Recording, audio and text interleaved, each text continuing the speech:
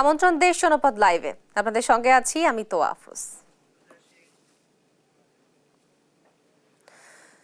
চট্টগ্রামের হাসপাতালে বেড়েছে ঠান্ডাজনিত রোগী। আক্রান্তদের বেশিরভাগই শিশু ও বয়স্ক। একই চিত্র কুমিল্লাতেও। এ নিয়ে বিস্তারিত জানাতে শুরুতেই কুমিল্লা থেকে সরাসরি যুক্ত হচ্ছেন সহকর্মী সুমন কবির। সুমন, সেখানকার কি পরিস্থিতি এবং ঠান্ডাজনিত রোগ নিয়ে কি বলছেন চিকিৎসকরা, জানাবেন আমাদেরকে। তো আপনি যেটা বলছিলেন আসলে কুমিল্লা আমরা দেখেছি আসলে ঠান্ডাজনিত এবং শীতের প্রকোপ বৃদ্ধি পাওয়ার কারণে আসলে কুমিল্লা যে শিশু এবং যারা বয়স্ক রয়েছে বিশেষ করে তারাই আসলে এই রোগে বেশি আক্রান্ত হচ্ছে। এবং আমরা দেখেছি গত কয়েকদিনে আসলে কুমিল্লার যে অবস্থা সেই অবস্থাটা আমরা দেখেছি। কুমিল্লায় প্রতিদিন করে যে জেনারেল হসপিটাল আমি রয়েছি সদর হসপিটাল, সেখানে আমরা দেখেছি প্রায় এখানে প্রতিদিন করে 1300 থেকে 1400 রোগী আসলে এখানে চিকিৎসা নিতে আসছে। বিশেষ করে আমরা দেখতে পাচ্ছি শিশু বাচ্চা মহিলারা আসলে এই শিশু বাচ্চাদেরকে নিয়ে আসছে, তারা আসে বড় বিভাগে। তারা বলছে যে বয়স্ক যারা হচ্ছে নিউমোনিয়া এবং যারা হুপিং কাশি থেকে শুরু করে বিভিন্ন জটিলতা সৃষ্টি হচ্ছে। বিশেষ করে বাচ্চাদের নিউমোনিয়া রোগে আক্রান্ত হচ্ছে, ডায়রিয়াতে আক্রান্ত হচ্ছে শীতজনিত কারণে। এবং চিকিৎসকরা বলছেন যে কুমিল্লা যে হসপিটালগুলো রয়েছে কুমিল্লা জেলাতে প্রতিটি উপজেলা শুরু করে সকল গ্রামে যেখানে টিকিট কাউন্টার আছে তাদের যে সিরিয়াল আমরা দেখতে পাচ্ছি না, সেই দিক থেকে যদি বলি কুমিল্লার প্রতিটি বাচ্চা আমরা দেখি প্রত্যেকটা বাচ্চার ঠান্ডাজনিত কারণে তারা আসলে বহুত বিপাকে রয়েছে। তবে এই বিষয়ে যখন চিকিৎসকের সাথে কথা বলতে আমরা চেয়েছি, তারা আমাদেরকে জানিয়েছে বিশেষ করে আসলে এই সময় এসে যখন ঠান্ডা হঠাৎ বৃদ্ধি পায়, বাতাসে আর্দ্রতা বেড়ে যায়, তখনই আসলে ফলবনে তৈরি হয়। তবে এই বিষয়ে যখন সচেতন যারা রয়েছেন নাগরিক সুশীল সমাজ তারাও বলছেন যে আসলে সকলকে সতর্কভাবে আসলে চলাফেরা করতে হবে। বিশেষ করে বাচ্চাদেরকে সন্ধ্যার আগে এবং সকাল 12টার আগে যাতে ঘর থেকে না বের হয় এবং সেদিক থেকে শীতের যাতে কোনো ধরনের সমস্যা তৈরি না হয়। এবং তারা আরো বলছেন এই বিষয়টা নিয়ে সাথে সাথে ডাক্তারের পরামর্শ নেওয়া উচিত। বাচ্চাদের বিশেষ করে আপনার দেখা গিয়েছে শ্বাসকষ্ট রোগী বাচ্চাদের এবং বয়স্ক শ্বাসকষ্ট রোগী বেশি পরিণত হয়। এবং জেলার দাউদকান্দি হোমনা তো শুরু করে জেলার বামনবাড়িয়া তো শুরু করে সিলেট, আমার সিলেটের এদিকে বামনপাড়া আবার এদিক দিয়ে আপনার চাঁদপুর সকল রোগী আমরা দেখছি এখানে আসছে এবং চিকিৎসা নিচ্ছেন। তারা বলছেন বাচ্চাদের আসলে ঠান্ডা জনিত কারণে এবং নিউমোনিয়ার সংখ্যা বৃদ্ধি পেয়েছে। সেই দিক থেকে ডায়রিয়ার সংখ্যা আমি দেখেছি প্রতিটি ওয়ার্ডে। শিশু ওয়ার্ডে গিয়েছিলাম, শিশু ওয়ার্ডে একই অবস্থা। এবং কুমিল্লা সদর হসপিটাল হতে শুরু করে মেডিকেল কলেজ হসপিটাল একই অবস্থা। এই দৃষ্টিকোণ থেকে আমি যখন কথা বলতে চেষ্টা করেছি তারা আমাদেরকে জানিয়েছেন যে এখানকার যারা ডাক্তার রয়েছে তারা বলছেন ভাই এখানে 500 শয্যা বিশিষ্ট হসপিটাল হলেও আমাদেরকে প্রতিদিন করে 1300-1400 রোগীর চিকিৎসা দিতে এবং কোনোখানে মানে জায়গা নেই। বারান্দাতে শুরু করে সকল করিডোরে আসলে আমি দেখেছি রোগী ভর্তি করতে এবং এই বিষয়ে তারা হিমশিম খাচ্ছেন। তারপরে তারা চিকিৎসা দিয়ে যাচ্ছেন তাদের মতো করে। এবং তারা বলছেন আমি সকলকে বলছেন যে আসলে ডাক্তারের পরামর্শ নিয়ে সাথে সাথে যাতে এখান থেকে চলে তারা সকল ধরনের সুব্যবস্থা। এবং আমি এই বিষয়ে কথা বলতে চেয়েছিলাম, আমার চিকিৎসক আমাকে জানিয়েছেন যে কুমিল্লা যে মেডিকেল কলেজ হসপিটাল সেই হসপিটাল আমরা যে সিভিল পরিচালক আমাকে জানিয়েছেন আসলে তারা যে 500 শয্যা বিশিষ্ট হসপিটাল সেই হসপিটালে তারা এখন পর্যন্ত তারা গত কয়েকদিনে প্রায় 3000 উপর আসলে চিকিৎসা দিয়েছেন এবং এখান থেকে 2000 রোগী এই পর্যন্ত চিকিৎসা নিয়ে গিয়েছেন। তবে এখন ভর্তি রয়েছে 1400 কাছাকাছি। আর এই দিক থেকে সদর হসপিটাল যদি কথা বলি সেখানে আসলে আমি দেখেছি ভর্তি রয়েছে প্রায় 300 থেকে 400 রোগী এবং প্রতিদিন করে চিকিৎসা নিচ্ছে 1300 থেকে 1400 রোগী এখানে। তবে এই বিষয়ে যখন কথা বলতে চেষ্টা করেছিলাম কুমিল্লার প্রতিটি হসপিটাল উপজেলা এবং আমাকে তথ্য দিয়েছেন সিভিল সার্জন অফিস থেকে আসলে আমরা দেখেছি প্রতিটি কুমিল্লা জেলা প্রতিটি উপজেলাতেই আমরা যে পরিমাণ রোগী আমরা দেখতে পেয়েছি সেই পরিমাণ হচ্ছে প্রতিদিন করে 300 থেকে 400 রোগী ভর্তি হয়েছে প্রতিটি উপজেলা এবং জেলা শহর ভর্তি হয়েছে প্রায় 1000 উপরে।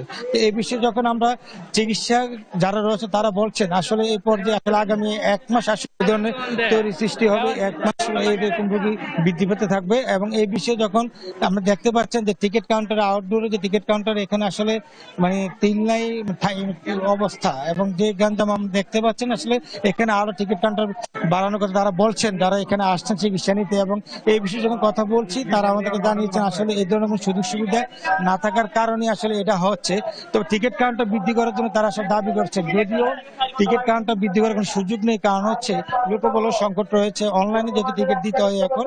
আর বিশেষ করে আমি এই বিষয়ে কথা বলেছি ঊর্ধ্বতন কর্তৃপক্ষের কাছে, তারা আমাকে জানিয়েছেন আসলে প্রতিদিনই কুমিল্লা জেনারেল হসপিটাল যে সদর হসপিটাল আসলে এই রোগীর চাপ হঠাৎ করে বৃদ্ধি পাওয়ার কারণে এই সমস্যা তৈরি হয়েছে। তো এই সমস্যাটা শীত শেষ হওয়ার সাথে সাথে আসলে শীতের পরিমাণ যখন কমে আসবে তখন রোগী এত বৃদ্ধি পাবে না। তবে এই কথার পরিপ্রেক্ষিতে আমি যখন কথা বলতে চেয়েছিলাম আসলে যারা এখানে টিকিট কাউন্টার টিকিট কাটছেন তারা বলছেন আসলে কুমিল্লার যে অবস্থা, সেই সার্বিক অবস্থার দিক থেকে চিন্তা করি কুমিল্লার আমি দেখেছি আসলে এই আগামী কয়েকদিনের বৃদ্ধি পেতে পারে। আমাদেরকে যারা পরিচালক চিকিৎসক আমাকে জানিয়েছেন, চিকিৎসক জানিয়েছেন এই শিশু এবং বয়স্করা আসলে এই রোগে আসলে বেশি আক্রান্ত। এই ছিল কুমিল্লা থেকে সর্বশেষ তহা। সুমন, আপনাকে ধন্যবাদ। এই একই চিত্র আমরা জানবো চট্টগ্রামের আমাদের সহকর্মীর কাছ থেকে। সেখানকার আছেন আমাদের সহকর্মী পায়েল। পায়েল, আমাদেরকে একটু বিস্তারিত জানাবেন যে চট্টগ্রামে ঠান্ডাজনিত রোগীদের কি অবস্থা সেখানে দেখতে পাচ্ছেন আপনি? ধন্যবাদ তোয়া। আমি আছি এখন চট্টগ্রামের মা ও শিশু হাসপাতালে। আপনারা জানেন এখন ডিসেম্বরের শেষে, এখন হচ্ছে আপনার শীত একটু বেড়েছে। শীত বাড়ার সাথে সাথে পাল্লা দিয়ে বেড়েছে ঠান্ডাজনিত রোগ। আর এই ঠান্ডাজনিত রোগে আক্রান্ত হচ্ছে বেশিরভাগ শিশু এবং বয়োবৃদ্ধরা। তো আমি অনেকের সাথে কথা বলেছি, কথা বলে জানতে পেরেছি যে এই শীতকাল আসার সাথে সাথে তাদের হচ্ছে অনেক বেশি ঠান্ডাজনিত সমস্যার সৃষ্টি হয়েছে। নিউমোনিয়া দেখা দিয়েছে, অ্যাজমা দেখা দিয়েছে, তারপর সেই সাথে দেখা দিয়েছে তাদের ব্রঙ্কাইটিস। তারপর সেই বয়োবৃদ্ধদের অনেক সমস্যা হচ্ছে, তাদের বৃদ্ধজনিত যেসব রোগ সেই সব রোগ দেখা দিয়েছে। সেই সাথে তাদেরও অ্যাজমা এবং নিউমোনিয়া দেখা যাচ্ছে। তবে এইখানকার যে অবস্থা আমি জানতে পেরেছি, এখানে টোটাল এই গতকাল থেকে টোটাল রোগীর সংখ্যা হচ্ছে 205 জন। এখানে বেড রয়েছে খুবই কম, তবে এক বেডে 2-3 জন করে শেয়ার করে থাকছে বলে আমি জানতে পেরেছি। মা ও শিশু হাসপাতালের সর্বশেষ তথ্য অনুযায়ী গতকালকে 58 জন নতুন ভর্তি হয়েছে, তার মধ্যে ঠান্ডাজনিত রোগে আক্রান্ত ছিল 15 জন। তবে এর মধ্যে একটি সুসংবাদ হচ্ছে এখনো পর্যন্ত ঠান্ডাজনিত রোগে কেউ মারা যায়নি। তবে ডাক্তারদের সাথে কথা বলে আমি যেটি জানতে পেরেছি, ঠান্ডাজনিত রোগে দ্রুত যদি চিকিৎসকের পরামর্শ নেওয়া হয় তাহলে এই সমস্যার সমাধান হতে পারে। আমি এখানে 2-1 জনের সাথে একটু কথা বলার চেষ্টা করব। আপনি কেন আসছেন হাসপাতালে? কি সমস্যা?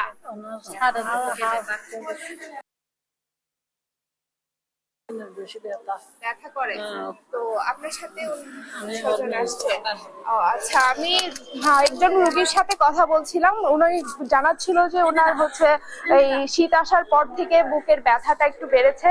তো আমি অনেক বাচ্চাদেরকে দেখেছি তাদের ঠান্ডাজনিত যে সমস্যাগুলো, নিউমোনিয়া বেশি একটু দেখা যাচ্ছে, এজমা দেখা যাচ্ছে।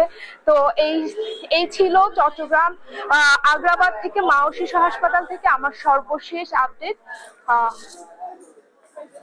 আপনাকে ধন্যবাদ। নারায়ণগঞ্জে প্রাইভেট কারের ধাক্কায় বুয়েট শিক্ষার্থী নিহতের ঘটনায় গ্রেফতার 3 আসামির রিমান্ড শুনানি আজ। এদিকে অভিযুক্তদের সর্বোচ্চ শাস্তির দাবিতে আদালত প্রাঙ্গণে বিক্ষোভ করছে নিহত মাসুদের সহপাঠী বুয়েটের শিক্ষার্থীরা। বিস্তারিত জানাতে সরাসরি যুক্ত হচ্ছেন সহকর্মী বিল্লাল হোসাইন। বিল্লাল, শুনানি কখন শুরু হবে আর আসামিদের আদালতে আনা হয়েছে কিনা এবং সেখানকার সার্বিক পরিস্থিতি কি আমাদেরকে জানাবেন? তো আপনাকে জানাতে চাই, কিছুক্ষণ আগেই নারায়ণগঞ্জের সিনিয়র জুডিশিয়াল ম্যাজিস্ট্রেট নূর মহসিনের আদালতে এই বুয়েট শিক্ষার্থীর মৃত্যুর ঘটনায় যে গ্রেফতারকৃত 3 আসামি রয়েছে তাদেরকে কিন্তু তোলা হয় এবং পুলিশ কিন্তু 5 দিনের রিমান্ড আবেদন করে আদালত 3 আসামিকে 2 দিন করে রিমান্ড মঞ্জুর করেছেন। তো এ নিয়ে আসলে যিনি এই মামলার বাদী পক্ষের আইনজীবী তারা এখন আমাদের সঙ্গে কথা বলবেন এবং জানাবেন যে তারা আদালতের কাছে কি জানিয়েছেন এবং আদালত সবশেষ কি জানিয়েছে এই মামলা। আপনারা জানেন যে এই ঘটনার কারণে 2টা মামলা হয়েছে, একটা মাদক দ্রব্যের মামলা আর একটা এই যে সড়ক আইনের বিভিন্ন ধারায় এই মোকদ্দমাটা হয়েছে। এখানে 3 জন ভিকটিম, 1 জন স্পট ডেড এবং 2 জনের অবস্থা অত্যন্ত আশঙ্কাজনক। আমরা এই বক্তব্যটা বিজ্ঞ আদালতের সামনে তুলে ধরেছি। আর বিজ্ঞ আদালতের কাছে আমরা যে আইনগুলি দেখিয়েছি সেটা হলো যে কোনো মানুষ বাংলাদেশ সরকার থেকে যদি লাইসেন্স নেয় তাহলে সে গাড়ি চালাতে পারবে। যার গাড়ির লাইসেন্স নাই, এই গাড়ি চালানোর সময় তার কাছে কোনো লাইসেন্স ছিল না এবং তার যে গাড়িরও কোনো কাগজপত্র ছিল না, এই ধরনের যদি না থাকে তাহলে সেইটা 302 ধারায় টার্ন করবে। এবং এই যে আসামিগুলি পরীক্ষা হয়েছে, ডোপ টেস্টে তাদের ডোপ পজিটিভ এসেছে, তারা মাদকাসক্ত ছিল। এখানে যেই বিষয়টা আপনারা দেখেছেন যে একটা পুলিশের সামনে দাঁড়ানো অবস্থায় এই ছাত্রগুলো ছিল এবং পুলিশও ছিল।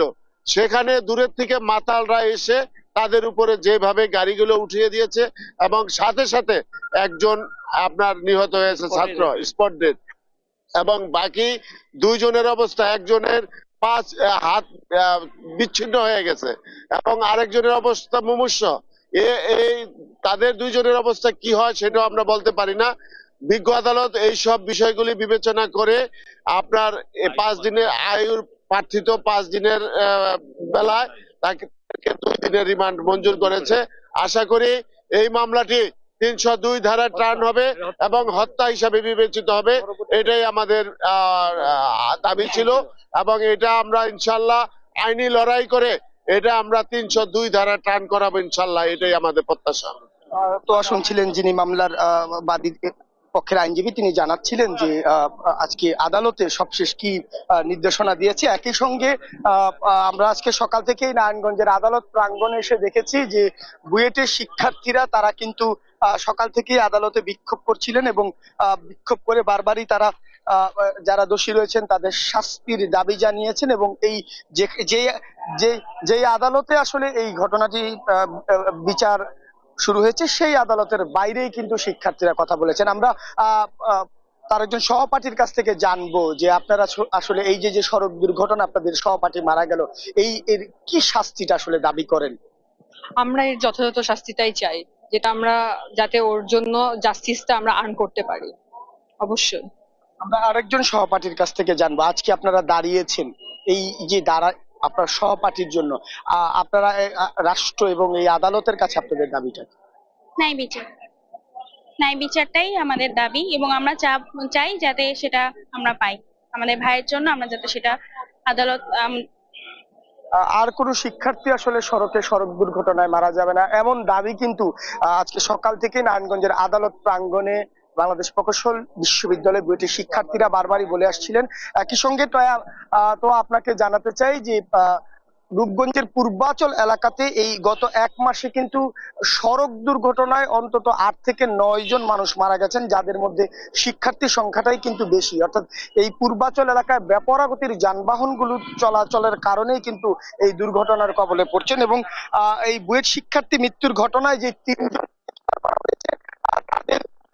ডোপ টেস্ট রয়েছে, সেই ডোপ টেস্টে কিন্তু দুজনের শরীরের মধ্যে মাদকের উপস্থিতি ছিল এবং এর পরপরই কিন্তু আসলে এই রূপগঞ্জ থানা একটি মাদক আইনে গতকাল কিন্তু মামলা করেছেন। সেই মামলাটিতেও জানিয়েছেন যে পুলিশ যে আইনি ব্যবস্থা এবং সেই পরবর্তীতে সেই মামলাটিতেও তারা জিজ্ঞাসাবাদের জন্য এই আসামিদেরকে নিয়ে আসবেন, এমনটা কিন্তু আমাদেরকে জানিয়েছেন। তো এই বুয়েট শিক্ষার্থীর ঘটনা এখন পর্যন্ত সবশেষ 2টি মামলা হয়েছে এবং যেই মামলাটি আসলে সড়ক আইন হয়েছে সেই মামলায় 3 আসামিকে 2 দিন করে মোট 6 দিনের রিমান্ড আদালত আজকে নারায়ণগঞ্জের সিনিয়র জুডিশিয়াল ম্যাজিস্ট্রেট আদালত মঞ্জুর করেছে এবং এর পরপরই আসলে যিনি মামলার তদন্তকারী কর্মকর্তা তিনি জানাবেন যে এই ঘটনায় আসলে কি কারণে আসলে ঘটলো এবং আরো বিস্তারিত তিনি জানাবেন। এই হচ্ছে আমার কাছে সবশেষ। বিলাল, আপনাকে ধন্যবাদ। নারায়ণগঞ্জের আদালত প্রাঙ্গণ থেকে সরাসরি যুক্ত ছিলেন আমাদের সহকর্মী বিলাল হোসাইন। বগুড়া হকার্স মার্কেটে জমে উঠেছে শীতের পোশাক বেচাকেনা। এ নিয়ে বিস্তারিত জানাতে সরাসরি যুক্ত হচ্ছেন সহকর্মী সঞ্জু রায়। সঞ্জু, বগুড়ায় শীত কেমন দেখছেন এবং পোশাক বেচাকেনা সেখানে কেমন জানাবেন? তোয়া উত্তরের প্রাণকেন্দ্র বগুড়ায় দিনে কিন্তু সূর্যের দেখা মিললেও রাতে হিমেল হাওয়ার সাথে এখন থেকেই কিন্তু তীব্র শীত অনুভব করছে সাধারণ মানুষ। দিনের বেলা কিন্তু খুব একটা শীত না থাকলেও সন্ধ্যার পর থেকেই সূর্য ডোবার সাথে সাথেই কিন্তু শীতের যে একটি তীব্র অনুভূতি তা কিন্তু এই অঞ্চলের মানুষ অনুভব করতে শুরু করেছে। শীত উচ্চবিত্তদের কাছে আসলে বেশ আনন্দের এবং বেশ অনুভবের হলেও নিম্নবিত্ত মানুষ এবং খেটে খাওয়া মানুষগুলোর কাছে শীত কিন্তু অত্যন্ত কষ্টের এবং শীত নিবারণের জন্য গরিব দুঃখী মেহনতি মানুষদের কাছে বগুড়ায় একটি ভরসার জায়গা রেলওয়ে আদর্শ হকার্স মার্কেট। এই মার্কেটটিতে কিন্তু আপনি 100 টাকা থেকে শুরু করে দামি পোশাক, সকল ধরনের পোশাক কিন্তু পাওয়া যায়। যেহেতু রাত্রিবেলা ইতিমধ্যেই শীতের তীব্রতা শুরু হয়েছে, যে কারণে এখনো কিন্তু ব্যবসায়ীরা ব্যস্ত সময় পার করছে শীতের পোশাক বিক্রির যে প্রস্তুতি তা কিন্তু তারা কিন্তু ঢাকা চট্টগ্রাম থেকে বিভিন্ন দামের এবং বিভিন্ন মানের পোশাক আনতে শুরু করেছে, তারা সেগুলো বিক্রি করছে এবং যতটা সম্ভব অল্প দামে এই মার্কেটে কিন্তু তারা ছোট থেকে বড় সব বয়সী মানুষের পোশাক তারা বিক্রির চেষ্টা করছে।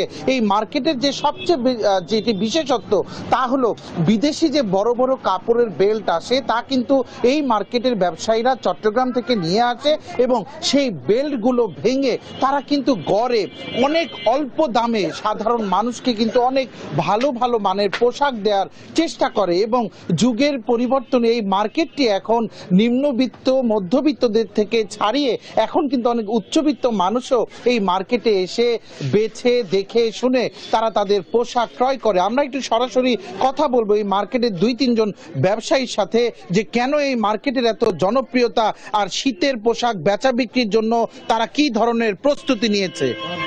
আমাদের মার্কেটে আসলে অনেক ধরনের কাস্টমার আছে, এখানে মধ্যবিত্ত থেকে শুরু করে হাই লেভেল পর্যন্ত কাস্টমার আছে, কারণ আমাদের এখানে ভালো কোয়ালিটির জিনিস পাবে, জিনিসের দাম কম পাবে, এই কারণে আমাদের মার্কেটে অনেক কাস্টমার। আর আমাদের শীতের প্রস্তুতি আমাদের দোকানে সবসময় নতুনত্ব কালেকশন পাওয়া যায়, এই জন্য কাস্টমার সবসময় চাপ বেশি। ধন্যবাদ আপনাকে। শীত তো চলেই এলো, আপনারা পোশাকের প্রস্তুতি কেমন, কাস্টমারের ভিড় কেমন? সন্ধ্যার পর তো অনেক ভিড় থাকে, আশানুরূপ বেচা কেনা করতে পারছেন কিনা? বেচা কেনা মোটামুটি ভালোই হয় আর কি। তারপরে হচ্ছে জিনিস আমাদের পরিপূর্ণভাবে সম্পূর্ণ যে প্রোডাক্টগুলো আসে ওগুলা মোটামুটি মানসম্মতই হয়। হ্যাঁ, ধন্যবাদ আপনাকে।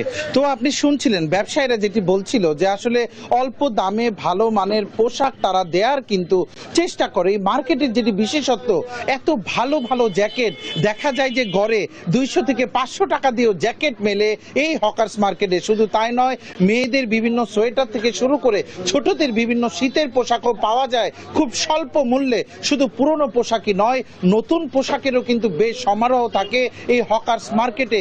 ব্যবসায়ীদেরও কিন্তু প্রস্তুতি থাকে শীতকে ঘিরে, তারাও যেন তাদের পরিবারের মুখে দুটি অন্ন তুলে দিতে পারে এবং সারা বছরের যে তাদের ব্যবসায়িক ঘাটতি তা কিন্তু তারা চেষ্টা করে এই শীতকালে তারা একটি ভালো ব্যবসার মধ্য দিয়ে ব্যবসায়িকভাবে একটু লাভের মুখ দেখার। একইভাবে সাধারণ মানুষও তাদের সামর্থ্য অনুযায়ী এই মার্কেট থেকে কিন্তু এসে দেখে শুনে তাদের পছন্দের পোশাক নিতে পারে। বগুড়ায় শুধু আসলে এই হকার্স মার্কেট না, বগুড়ায় উত্তরের প্রাণকেন্দ্র হওয়ায় আমাদের এই বগুড়ায় নিউ মার্কেট, আলতাবালি সুপার মার্কেট থেকে শুরু করে বগুড়া শহরের জলসীতলায় অভিজাত বিপণী বিতানো রয়েছে, সেগুলোতেও কিন্তু উচ্চবিত্তদের ভিড় থাকলেও আসলে নিম্নবিত্ত এবং মধ্যবিত্তদের কাছে একটি ভরসার নাম এই হকার্স মার্কেট। তোয়া বগুড়া শহরের হকার্স মার্কেট থেকে শীতের পোশাকের সমারোহ এবং বেচা বিক্রি নিয়ে আজকে আমার কাছে এটি ছিল সর্বশেষ। শুনছো, আপনাকে ধন্যবাদ। বগুড়ার হকার্স মার্কেট থেকে শীতের পোশাক বেচাকেনার প্রসঙ্গে জানাচ্ছিলেন আমাদের সহকর্মী সঞ্জু রায়। প্রশস্ততা কম থাকায় দুর্ঘটনার ঝুঁকি নিয়েই যান চলাচল করছে বুড়িমারি লালমনিরহাট মহাসড়কে। এ নিয়ে বিস্তারিত জানাতে লালমনিরহাট থেকে যুক্ত হচ্ছেন সহকর্মী জামাল বাদশা। বাদশা, রাস্তা সংস্কারের ব্যাপারে কি বলছে সংশ্লিষ্ট কর্তৃপক্ষ? তো আসলে লালমনিরহাট থেকে বুড়িমারি যে মহাসড়কটি রয়েছে, বিগত 17 বছরেও এই মহাসড়কের সংস্কার হলেও প্রশস্তকরণের কিন্তু কোনো উদ্যোগ আমরা দেখিনি। সড়ক ও জনপথ বিভাগের কর্মকর্তাদের সাথে আমরা যোগাযোগ করেছিলাম আজকে, তারা আমাদেরকে যেটি জানিয়েছেন যে সড়ক প্রশস্তকরণের আপাতত কোনো উদ্যোগ নেই, তবে সংস্কারে তাদের 2টি প্রকল্প চলমান রয়েছে এবং 2টি স্থানে প্রায় 23 কোটি টাকা ব্যয় কিন্তু সংস্কার তারা শুরু করবে শীঘ্রই। আরেকটি তথ্য জানাতে চাই যে বিগত সরকারের সময় থেকে শুরু করে এ পর্যন্ত কিন্তু একাধিকবার এই মহাসড়ক সংস্কারের জন্য কোটি কোটি টাকা ব্যয় করলেও আসলে সেই টাকা কিন্তু কোনো কাজে আসছে না। এই প্রশস্ততা কম থাকার কারণে ঝুঁকিপূর্ণ অবস্থায় কিন্তু এই একমাত্র মহাসড়ক দিয়ে অটোরিকশা থেকে শুরু করে ব্যাটারি চালিত অটোরিকশা, ভারী যান চলাচল সবকিছু চলাচল করছে। আরেকটি তথ্য জানাতে চাই যে লালমনিরহাটের যে স্থলবন্দর রয়েছে, দেশের দ্বিতীয় বৃহত্তম স্থলবন্দর বুড়িমারি স্থলবন্দর, সেই স্থলবন্দর থেকেও কিন্তু ভারী যানবাহনগুলো দিনের পর দিন কিন্তু এই একটি মাত্র মহাসড়ক দিয়েই রাজধানী সহ সারা দেশের বিভিন্ন স্থানে যাচ্ছে। এই ক্ষেত্রে কিন্তু এই প্রশস্ততা কম এবং ভারী যানবাহন চলাচল এবং এই দীর্ঘ যে 105 কিলোমিটারের মহাসড়কের যানজট সৃষ্টি হচ্ছে, এবং ঝুঁকি নিয়েই সকল ধরনের যানবাহন চলাচল করছে। একটু তথ্য জানাতে চাই যে আজকে সকালবেলায় কিন্তু আমরা ট্রাফিক বিভাগের কর্মকর্তার সাথে কথা বলেছি। তিনি আমাদেরকে জানিয়েছেন যে সড়কের শৃঙ্খলা বজায় রাখতে কিন্তু অটোরিকশা, মোটরসাইকেল, ভারী যানবাহন সকলকে কিন্তু তারা সতর্কবাণী পৌঁছে দিচ্ছে এবং তারা কিন্তু অনেক ক্ষেত্রে মামলাও দিচ্ছে। গত মাসেই প্রায় 460টি মামলা আসলে তারা দিয়েছে। তবে এগুলো কিন্তু খুব একটি কাজে আসছে না। এর একমাত্র কারণ হচ্ছে এই মহাসড়কের প্রশস্ততা কম রয়েছে। আসলে সাধারণ যে মানুষ রয়েছে, সড়ক সংশ্লিষ্ট মানুষ রয়েছে এবং যানবাহন চলাচলকারী চালক সহ সর্বস্তরের জনগণের যেটি প্রত্যাশা, সেটি হচ্ছে বিগত সরকারের সময় এই রাস্তার প্রশস্তকরণ না হলেও কিন্তু খুব দ্রুতই যাতে এই লালমনিরহাট বুড়িমারি মহাসড়ক প্রশস্তকরণের জন্য কার্যকরী পদক্ষেপ গ্রহণ করা হয়, শুধুমাত্র সংস্কারেই যাতে সীমাবদ্ধ না থাকে। এই ছিল লালমনিরহাটের বুড়িমারি মহাসড়ক নিয়ে সর্বশেষ খবর। তোয়া, আপনাকে ধন্যবাদ। লালমনিরহাট থেকে যুক্ত ছিলেন আমাদের সহকর্মী জামাল বাদশা। হোটেল সোনারগাঁয়ে কথা বলছেন শিক্ষা উপদেষ্টা, আমরা সরাসরি চলে যাব সেখানে।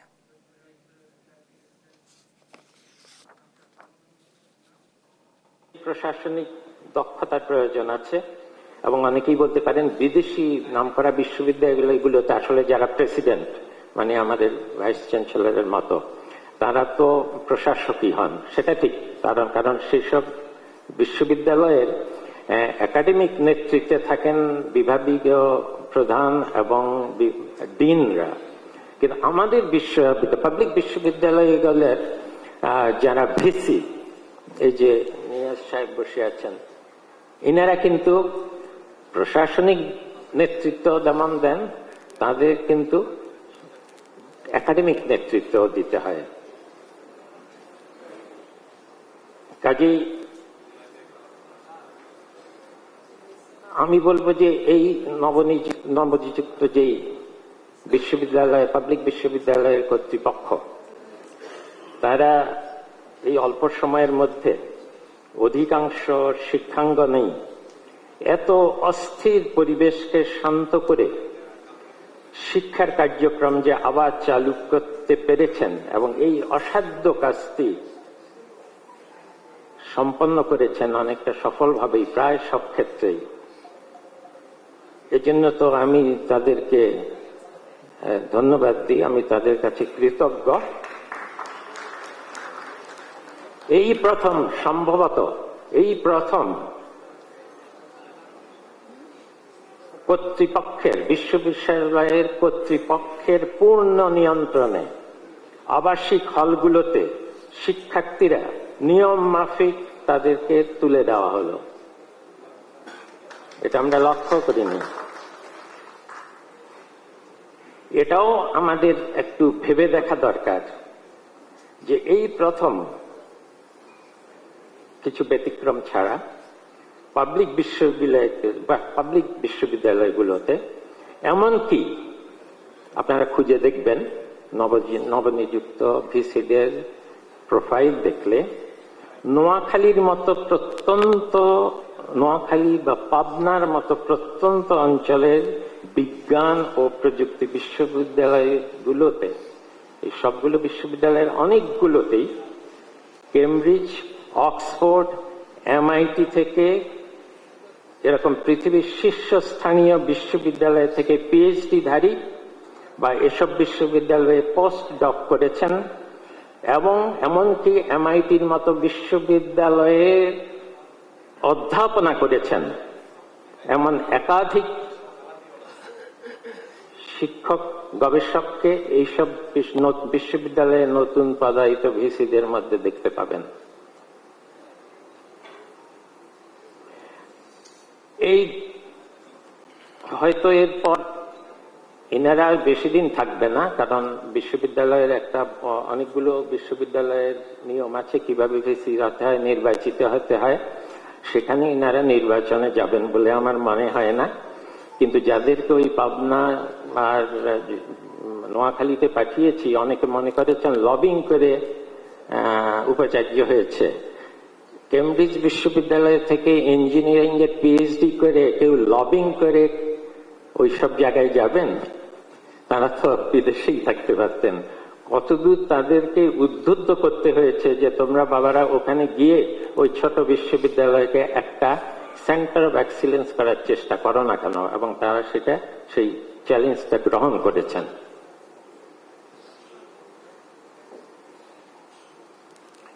এই মানুষগুলোকে, এই শিক্ষক গবেষকদেরকে খুঁজে বের করতে গিয়ে আমার আরেকটা উপলব্ধি হয়েছে, সেটি হলো আমরা তো সবসময় এই ব্রেইন ড্রেন বা মেধা পাচারের কথা বলি। সেটা তো আজকাল এই যে এইচএসসি পাশ করা মেধাবী ছাত্রদের থেকে শুরু করে যারা পাশ করে বেরিয়েছেন তাদের মধ্যে যারাই সুযোগ পাচ্ছেন তারা বিদেশে চলে যাচ্ছেন, বিদেশে গিয়ে আর তো ফিরে আসছেন না, এটাই। কিন্তু এই যাদেরকে খুঁজে খুঁজে আমি দেখলাম দেশে ফিরে এসেছেন, এর থেকে আমার মনে হলো যে শুধু যে ব্রেইন ড্রেন হয়েছে তা না, এই প্রথম বাংলাদেশে বিপরীতমুখী ধারা তৈরি হয়েছে। রাজধানীর হোটেল সোনারগাঁয়ে উচ্চশিক্ষার বৈশ্বিক মান নিয়ে সেমিনারে বক্তব্য রাখছেন শিক্ষা উপদেষ্টা ডক্টর ওয়াহিদুদ্দিন মাহমুদ। আমরা সরাসরি ছিলাম সেখানে। পরিকল্পিত ব্যবস্থাপনার অভাবে গাজীপুর সিটি কর্পোরেশনের পথঘাটে বাড়ছে ময়লা আবর্জনা।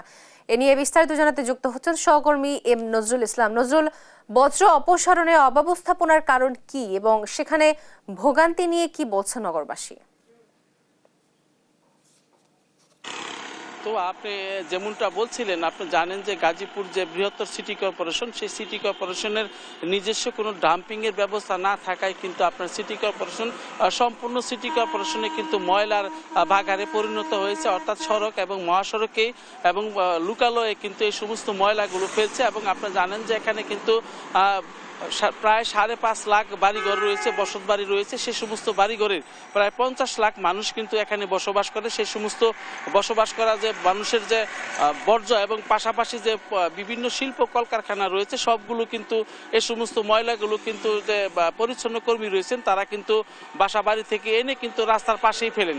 তো আমার পিছনে যেটা রয়েছে এটা কিন্তু আপনার ঢাকা টাঙ্গাইল মহাসড়কের হাইওয়ে একটি সড়ক। এখানে কিন্তু আপনার একটি প্রতিষ্ঠান, অর্থাৎ সরকারি প্রতিষ্ঠান হর্টিকালচার, সেই হর্টিকালচারের সামনেই কিন্তু এই ময়লাগুলো ফেলছেন এবং এখানে কিন্তু দেখার কেউ নেই।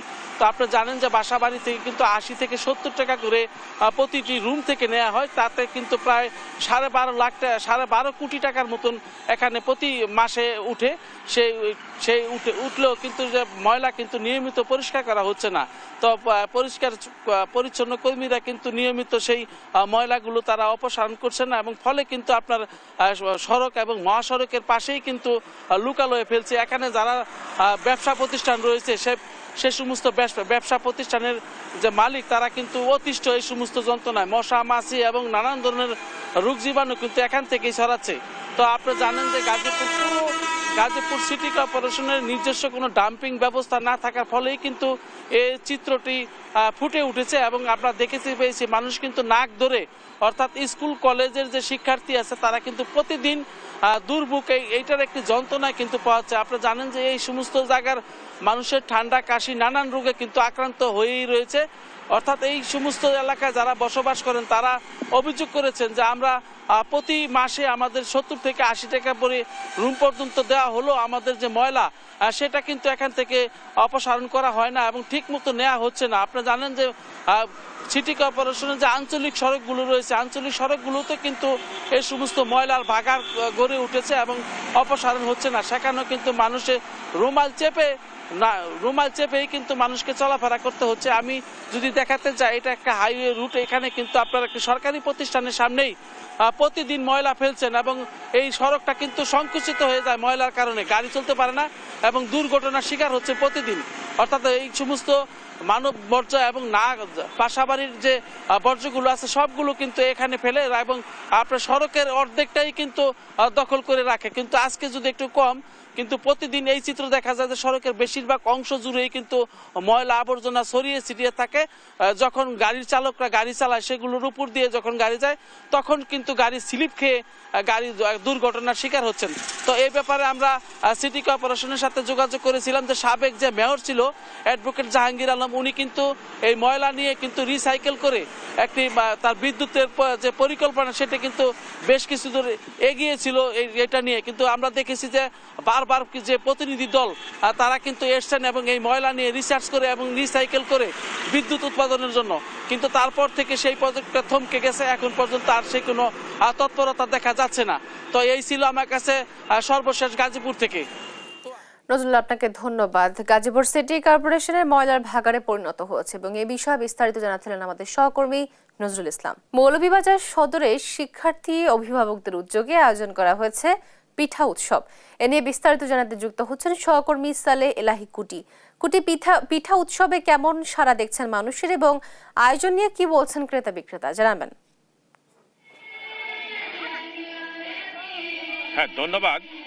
মৌলভীবাজারের green hill international school and কলেজের নামে একটি ইংলিশ মিডিয়াম স্কুল, এই স্কুলের আয়োজনে শুরু হয়েছে মৌলভীবাজারের সকাল থেকে পিঠা উৎসব এবং সাংস্কৃতিক অনুষ্ঠান। পিঠা উৎসবের মূল কারণটি হচ্ছে যে বাংলা ও বাংলার সংস্কৃতির সাথে নতুন প্রজন্মকে পরিচয় করিয়ে দেওয়ার জন্য এই পিঠা উৎসবের আয়োজন করা হয়েছে। এই পিঠা উৎসবে অভিভাবক এবং শিক্ষার্থীর মধ্যে একটা উৎফুল্ল অবস্থা ভাব বিরাজ করছে, কারণ শিক্ষার্থীরা তাদের অভিভাবকের কাছ থেকে পিঠা বানানোর যে প্রক্রিয়া সেটাও শিখতে পেরেছে এবং নানা রকমের পিঠা দেখে অভিভাবকদের কাছে তাকে শিখতে পেরে এবং নানা রকমের পিঠা দেখে তারা অনেকটাই অনুপ্রাণিত হচ্ছে। আমি আপনাকে দেখাতে চাই যে এখানে অনেকগুলো পিঠে এসেছে, যেটা সিলেটের ঐতিহ্যবাহী পিঠা যেগুলো বলে সেই পিঠাগুলো আছে, সাথে বাংলা সংস্কৃতির যে ঐতিহ্যবাহী পিঠা সেগুলো আছে এবং এখানে অসংখ্য দর্শক এবং অভিভাবক এখানে সমবেত হয়েছে। এখন সাংস্কৃতিক অনুষ্ঠান চলতেছে এই স্কুলটির এবং এখানে প্রায় 25টির মতো স্টল এসেছে এবং সিলেটের যে ঐতিহ্যবাহী পিঠাগুলা সেখানে অভিভাবকরা নিয়েছেন। আমি কথা বলেছিলাম যারা এখানে অভিভাবক এবং দর্শনার্থী তারা বলছেন যে এরকম আয়োজনে তারা তাদের যে শিক্ষার্থী আছে, তাদের সন্তান আছে, তাদেরকে তারা যে বাংলা সংস্কৃতির সাথে অনেকটা পরিচয় করে দেওয়ার জন্য এই উৎসবের আয়োজন করেছেন এবং পিঠা উৎসবের মাধ্যমে তারা যে বাংলা সংস্কৃতির যে আমাদের যে শেকড়ের সন্ধান সেটার জন্য তারা যে অনুসন্ধানে করছেন। এবং এখানে যেটি হচ্ছে যে আমি কথা বলেছিলাম স্কুল কর্তৃপক্ষের সাথে, তারা আমাকে বলেছেন যে এরকম আয়োজন তারা প্রতি বছর করতে চান, কারণ এই নতুন প্রজন্ম যে বাংলা সংস্কৃতির যে পিঠাপুলির যে উৎসব সেটা থেকে অনেকটা দূরে সরে যাচ্ছে, সেটার থেকে শিক্ষার্থীদেরকে শিকড়ের সন্ধানে শিকড়ের দিকে নিয়ে যাওয়ার জন্য তারা এই আয়োজন করেছেন এবং অভিভাবক সহ শহরের বিভিন্ন স্তরের শ্রেণী পেশার মানুষ এখানে সমবেত হয়েছেন এবং বিভিন্নভাবে এই পিঠা উৎসবে তারা অংশগ্রহণ করছেন এবং যারা বিক্রি করছেন পিঠা তারাও বলছেন যে নানা রকমভাবে পিঠা বিক্রি করে তারা অনেকে লাভবান হচ্ছেন। আর যারা পিঠা খাচ্ছেন এবং দর্শনার্থী তারা বলছেন যে এরকম মুখরোচক যে পিঠাগুলো এখানে নিয়ে আসা হচ্ছে, এরকমভাবে যদি বিভিন্ন স্কুল বা কর্তৃপক্ষ প্রতিষ্ঠান এরকম উদ্যোগ নেয় তাহলে যে বাংলা সংস্কৃতির যে ঐতিহ্য আমাদের সিলেটি যে পিঠাপুলির যে হারিয়ে যাওয়া পিঠাপুলি সেইগুলা থেকে অনেকটা রক্ষা পাবে এবং দর্শক শ্রোতা এবং নতুন প্রজন্মের এখান থেকে সম্পৃক্ত হতে হবে। এখন চলতেছে সাংস্কৃতিক অনুষ্ঠান এবং এই পিঠা উৎসবের পাশাপাশি সাংস্কৃতিক অনুষ্ঠানেও শিক্ষার্থীরা অংশগ্রহণ করছেন। এখানে মণিপুরী নৃত্য সহ যে সিলেটের বিভিন্ন ধামাই নৃত্য সেগুলো পরিবেশন করা হবে, সেটা আমাকে স্কুল কর্তৃপক্ষ জানিয়েছেন। এই হচ্ছে মৌলভীবাজারের পিঠা উৎসবের সর্বশেষ খবর। আপনাকে ধন্যবাদ। মৌলভীবাজার সদরের শিক্ষার্থী অভিভাবকদের উদ্যোগে আয়োজন করা হয়েছে পিঠা উৎসব এবং এই বিষয়ে জানাচ্ছিলেন আমাদের সহকর্মী সালে এলাহি কুটি। এই ছিল এখনকার দেশ জনপদ লাইভ। পরের বুলেটিন দেখার আমন্ত্রণ রইল। এছাড়া দেশ টিভি সর্বশেষ সব খবর পেতে ভিজিট করুন www.desh.tv। ফেসবুকে আমাদের সঙ্গে যুক্ত থাকুন দেশ টিভি অথবা দেশ টেলিভিশন পেজে। সর্বশেষ সব ভিডিও পেতে ইউটিউবে আমাদের হ্যান্ডেল @দেশ টেলিভিশন অথবা @দেশ টিভি নিউজ লিখে সার্চ করুন। ধন্যবাদ।